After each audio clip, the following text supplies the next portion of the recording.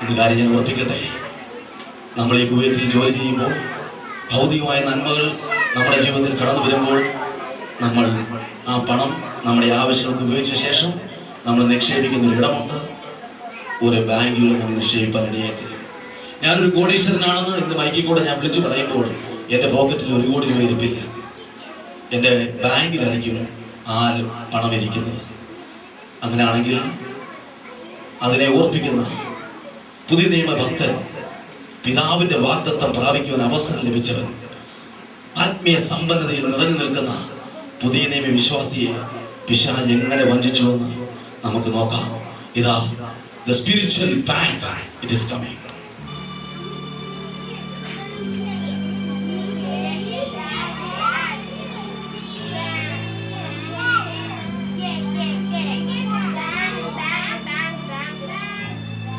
മർക്കോസിന്റെ മാളിക മുറിയിൽ ആത്മനിറവ് പ്രാപിച്ച അവരാണ് ഇപ്പോൾ നിങ്ങളുടെ മുമ്പിൽ നിൽക്കുന്നത്. സമ്പന്നർ, ആത്മീയ സമ്പന്നർ.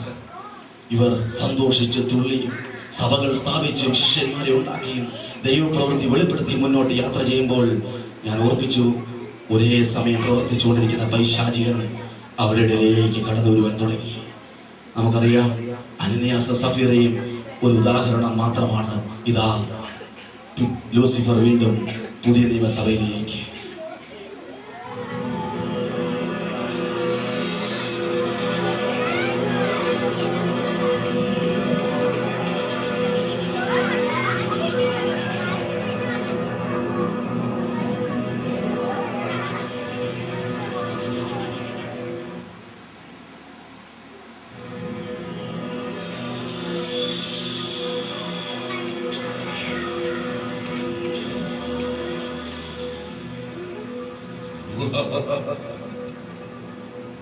സമ്പന്നതയിൽ നിന്ന് ശൂന്യതയിലേക്ക്, ധനമോഹം, കൺമോഹം, ജീവന പ്രതാപം.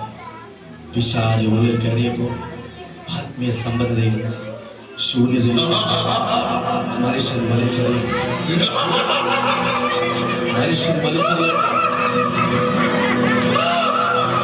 അവരുടെ ബാക്കി പത്രമാണ് ഇന്ന് രാത്രി ഇവിടെ ഇരിക്കുന്ന നമ്മൾ ഓരോരുത്തരും.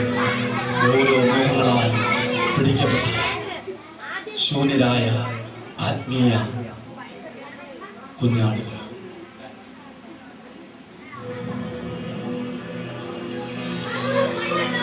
Still there are some they are looking for this. പക്ഷെ ഒരു കാര്യം നിങ്ങളോട് ഞാൻ പറയട്ടെ, എന്നും പിശാച് ജയിക്കുമോ? ഒരു നാളെ ജയിക്കുകയില്ല. ഇനി ഞാൻ നിങ്ങളുടെ മുമ്പിൽ അവതരിപ്പിക്കാൻ പോകുന്നത്, തോട്ടത്തിൽ നിന്ന് പുറത്താക്കപ്പെട്ട മനുഷ്യൻ ലോകത്തിൽ വന്നു, ലോകത്തിൽ നിന്ന് പുറത്താക്കപ്പെട്ട മനുഷ്യൻ ദൈവസഭയിൽ വന്നു, ദൈവസഭയിൽ നിന്ന് പിശാചിനാൽ പിടിക്കപ്പെട്ടവൻ ഒന്നുമല്ലാതെ ശൂന്യമായി ഈ ലോകത്തിന്റെ കോണിൽ പിശാചിനാൽ പിടിക്കപ്പെട്ടവനായി ഇപ്പോൾ നിൽക്കുകയാണ്. എന്നാൽ ഒരു സമയമായപ്പോൾ ദൈവത്തിന്റെ ആത്മാവ് ഒരു യേശു ജീവനുള്ള പുതുവഴിയായി നമുക്ക് വെളിപ്പെട്ടപ്പോൾ, പ്രാർത്ഥനയുടെ നടുവിൽ പിശാചിനാൽ ബാധിക്കപ്പെട്ട ഡിമോണിക് പൊസസ്ഡ് മാൻ, അവന് യഥാർത്ഥ മാനസാന്തരം ഉണ്ടാകുവാൻ പോകുന്നു. അവന്റെ ജീവിതത്തിൽ അവൻ യേശുവിനെ കണ്ടുമുട്ടുവാൻ പോകുന്നു. അവൻ യേശുവിനെ കണ്ടുമുട്ടുവാൻ ആഗ്രഹിച്ച് വളരെ വേദനയോടെ പ്രാർത്ഥിക്കുവാൻ ആരംഭിക്കുന്നു. ജീവിതത്തിൽ മരണമല്ലാതെ, കണ്ണുനീരല്ലാതെ, മറ്റൊന്നുമില്ലാതെ ഭാരപ്പെടുമ്പോൾ ഒരു സമാധാനത്തിനായി അവൻ ദൈവത്തെ തേടി അലയുകയാണ്. ദൈവമേ, നീ എവിടെയാ? എന്നെ വിടുവിച്ചേ മതിയാകും. എന്നെ പിശാചിനാൽ ഞാൻ പിടിക്കപ്പെട്ടിരിക്കുകയാണ്. എനിക്ക് മുന്നോട്ട് പോകാൻ കഴിയുകയില്ല. മരണമല്ലാതെ എന്റെ മുമ്പിൽ മറ്റൊന്നുമില്ല. ദൈവമേ, നീ എന്നെ വിടുവിച്ചേ മതിയാകൂ. നീ വിടുവിച്ചേ മതിയാകൂ. ഇതാ ഞാൻ എന്റെ പാപങ്ങൾ ഏറ്റുപറയുകയാണ്. ഞാനിതാ ഏറ്റുപറയുകയാണ്. ദൈവമേ, ഈ പ്രാർത്ഥനയ്ക്ക് മറുപടിയായി ദൈവം കടന്നു വരികയാണ്.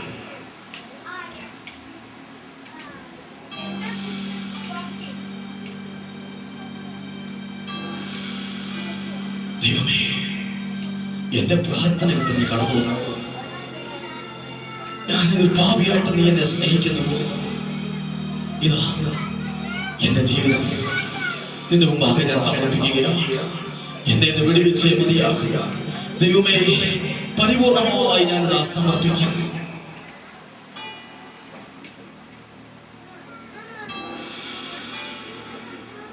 പിശാചിന്റെ പ്രവർത്തനങ്ങളെ അടിസ്ഥാനത്തിൽ ഞാൻ കടന്നു വന്നത് സാത്താൻ കെട്ടിയ കെട്ടുകളെ ഞാനിതാ അഴിക്കുന്നു.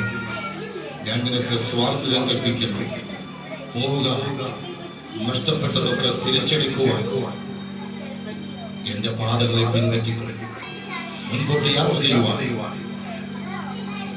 എന്റെ ആത്മാവിന്റെ ശക്തിയുമായി എവിടം വിട്ട് നീ ഇറങ്ങിയോ അവിടേക്ക് മടങ്ങി വരുവാൻ അഭിഷേകത്തിന്റെ ശക്തിയുമായി മടങ്ങിപ്പോ ഞാൻ നിന്നെ അനുഗ്രഹിക്കുന്നു.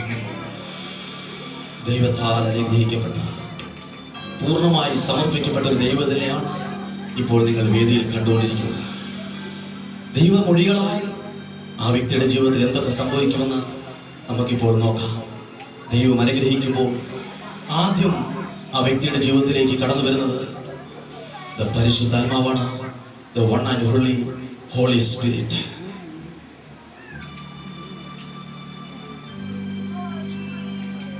ക്ഷീണിച്ചിരിക്കുന്ന ഈ ദൈവത്തിനെ സഹായിപ്പാൻ, ശക്തീകരിപ്പാൻ പരിശുദ്ധാത്മാവനല്ലാതെ കഴിയുകയില്ല. ഈ വ്യക്തി തന്റെ പാപങ്ങൾ ഏറ്റുപറഞ്ഞത് നിങ്ങൾ ശ്രദ്ധിച്ചു കാണും. രണ്ടാമതായി യേശു അവനെ അനുഗ്രഹിക്കുമ്പോൾ ആ വ്യക്തിയുടെ ജീവിതത്തിൽ കടന്നു വരുന്നത് അവന്റെ പാപമോചനമാണ്. കളങ്കതയെല്ലാം മാറ്റി നിഷ്കളങ്കനായി ആ വ്യക്തി മാറ്റപ്പെടുകയാണ്. Next comes the innocence.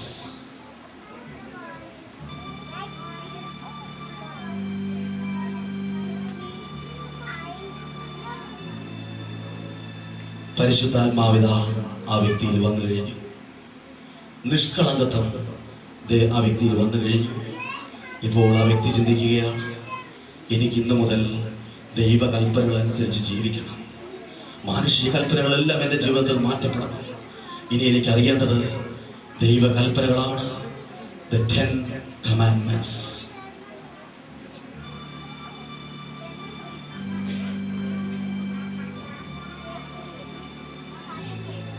പഴയ മനുഷ്യൻ ഭൂമിയോളം താഴേക്ക് വീണപ്പോൾ ആ പഴയ മനുഷ്യന്റെ മേൽ ദൈവം തന്റെ പരിശുദ്ധാത്മാവിനെ അയച്ചു. തന്റെ നിഷ്കളങ്കത്വം അയച്ചു. ദൈവീക കൽപ്പനകൾ ആ വ്യക്തിയുടെ മേൽ പകരുവാനിടയായി തീർന്നു. ഇതാ ആ പഴയ വ്യക്തി ഒരു പുതു വ്യക്തിയായി എഴുന്നേൽക്കുകയാണ്. യേശുവിനാൽ പിടിക്കപ്പെട്ട, ആത്മാവിനാൽ നിറയപ്പെട്ട, ദൈവകൽപ്പന അനുസരിക്കുന്ന ഒരു പുതു മനുഷ്യനായി ഇതാ ആ വ്യക്തിയുടെ മുമ്പിൽ വന്നു നിൽക്കുകയാണ്. ഇത്രയും സംഭവിച്ചു കഴിയുമ്പോൾ ദൈവം അടങ്ങിയിരിക്കും നിങ്ങൾ ചിന്തിക്കരുത്. ഇപ്പോൾ ദൈവം പറയുന്ന ഒരു വാക്യമുണ്ട്, ഞാൻ നിങ്ങൾക്ക് ദൈവവും നിങ്ങൾ എനിക്ക് ജനവുമാകും. ഞാൻ നിങ്ങളുടെ നടുവിൽ വസിക്കും. Yes, you are the light of the world. പിശാചിനാൽ ബാധിക്കപ്പെട്ടവനെ ലോകത്തിന്റെ വെളിച്ചമാക്കി മാറ്റുവാൻ മനുഷ്യപുത്രൻ ഈ ഭൂമിയിൽ ആഗതനായി. ഒന്നു മാത്രം നിങ്ങൾ ചെയ്യുക, യേശുവിന് മുമ്പിൽ സമർപ്പിക്കപ്പെടുക, വെളിച്ചമായി മാറുക. ഇതാ വെളിച്ചം അവരിലേക്ക് കടന്നു വരികയാണ്.